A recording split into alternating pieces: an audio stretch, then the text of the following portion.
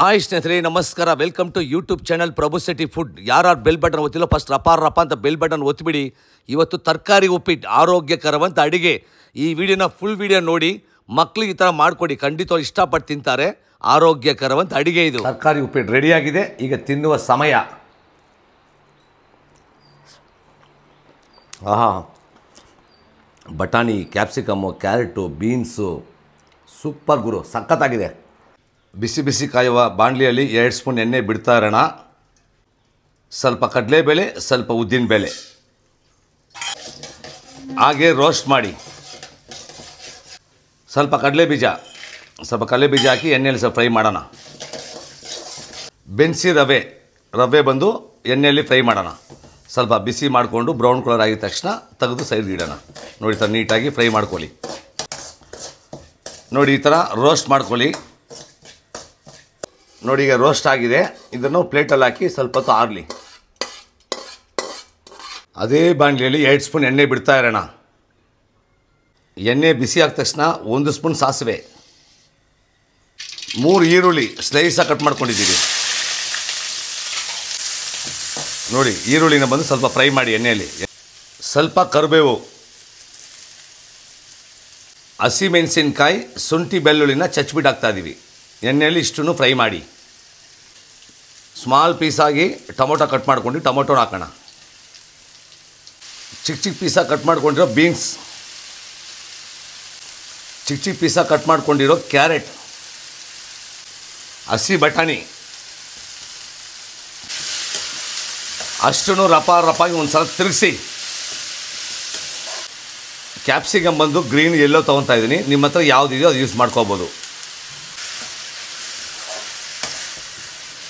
ರುಚಿಗೆ ಎಷ್ಟು ಬೇಕೋ ಅಷ್ಟು ಉಪ್ಪು ಹಾಕೋಣ.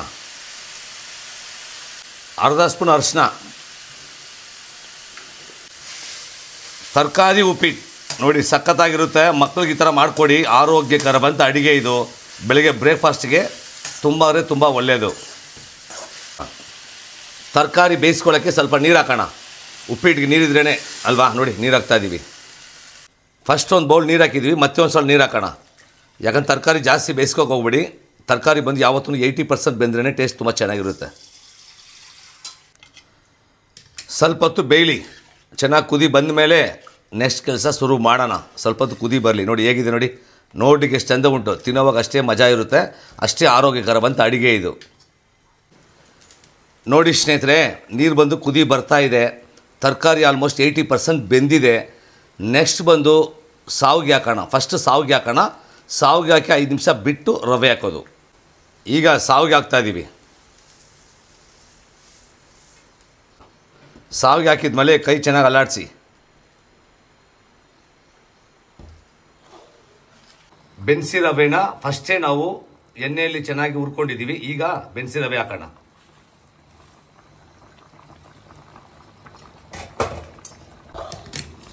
ಉಪ್ಪಿಟ್ಟಿಗೆ ಯಾವತ್ತೂ ಬೆನ್ಸಿ ರವೆ ಹಾಕಿದ ಮೇಲೆ ಸ್ಲೋ ಫ್ಲೇಮಲ್ಲಿ ನಿಧಾನಕ್ಕೆ ತಿರುಗಿಸ್ತಾ ಇರಿ. ಹಾಗೆ ಬಿಟ್ಟರೆ ಅದು ಗಂಟು ಕಟ್ಕೊಳ್ಳುತ್ತೆ. ಅದರಿಂದ ಸ್ಲೋ ಫ್ಲೇಮಲ್ಲಿ ತಿರುಗಿಸ್ತಾ ಇರಿ. ನೋಡಿ ಈಗ ಆಲ್ಮೋಸ್ಟ್ ಉಪ್ಪಿಟ್ಟು ರೆಡಿ ಆಗ್ತಾ ಬಂತು. ತರಕಾರಿ ಉಪ್ಪಿಟ್ಟು ಇನ್ನೊಂದು 2 ನಿಮಿಷ ಅಷ್ಟೇ. ಸ್ವಲ್ಪ ನಿಂಬೆಹಣ್ಣು ರಸ, ಒಂಚೂರು ನಿಂಬೆಹಣ್ಣು ರಸ, ಮತ್ತೆ ಒಂದು ಸ್ವಲ್ಪ ತಿರುಗಿಸೋಣ. ಆಲ್ಮೋಸ್ಟ್ ರೆಡಿ ಆಯಿತು. ಗೊತ್ತಲ್ವಾ, ಫೈನಲ್ ಟಚ್ ಕೊತ್ತಂಬರಿ ಸೊಪ್ಪು. ಸ್ಟವ್ನ ಆಫ್ ಮಾಡಿದ ಮೇಲೆ ಕೊತ್ತಂಬರಿ ಸೊಪ್ಪು ನೋಡಿ ಹೇಗಿದೆ. ನೋಡಿ ಸಖತ್ತಾಗಿರುತ್ತೆ. ತರಕಾರಿ ಉಪ್ಪಿಟ್ಟಲ್ಲಿ ಹಲವಾರು ಸ್ಟೈಲಲ್ಲಿ ಮಾಡ್ತಾರೆ. ನಾವು ಒಂಥರ ಸ್ಟೈಲಲ್ಲಿ ಮಾಡಿದ್ದೀವಿ. ಸ್ವಲ್ಪ ಹೊತ್ತು ಕೊತ್ತಂಬರಿ ಸೊಪ್ಪು ಹಾಕಿದ ಮೇಲೆ ಈ ಥರ ಕ್ಲೋಸ್ ಮಾಡಿಡಿ, ಸ್ವಲ್ಪ ದಮ್ ಆಗಲಿ. ನೋಡಿ ಸ್ನೇಹಿತರೆ, ಪ್ಲೇಟ್ ತೆಗೆಯುವ ಸಮಯ ಶುರುವಾಗಿದೆ. ಈಗ ನೋಡುವ. ಓಹೋ ನೋಡಿ ಹೇಗಿದೆ ತರಕಾರಿ ಉಪ್ಪಿಟ್ಟು. ತಿಂದರೆ ಕಳೆದೋಗ್ತೀರಾ. ಈಗ ರಪ ಅಂತ ತಿರ್ಗಿಸೋಣ. ನೋಡಿ ತಿರ್ಗಿಸ್ತಾ ಇದ್ದೀವಿ. ಈಗ ನೋಡಿ ಹೇಗಿದೆ ನೋಡಿ. ಬ್ರೇಕ್ಫಾಸ್ಟ್ ತುಂಬ ಆರೋಗ್ಯಕರವಂತ ಅಡಿಗೆ. ತರಕಾರಿ ಉಪ್ಪಿಟ್ಟು ರೆಡಿಯಾಗಿದೆ. ನೋಡಿ ಇಲ್ಲಿ ಎತ್ಕೊತಾ ಇದ್ದೀವಿ. ಪ್ಲೇಟ್ಗೆ ಇಲ್ಲಿ ಹಾಕ್ತಾ ಇದ್ದಾರೆ. ಈಗ ಬಾರಿಸೋ ಸಮಯ ಶುರುವಾಗಿದೆ. ಹೊಟ್ಟೆ ಕವ ಅನಿಸ್ತಾ ಇದೆ. ನೋಡಿ ಹೇಗಿದೆ ನೋಡಿ ತರಕಾರಿ ಉಪ್ಪಿಟ್ಟು. ಮಕ್ಳಿಗೆ ಮಾಡಿಕೊಡಿ, ಆರೋಗ್ಯಕರವಂತ ಅಡಿಗೆ ಇದು.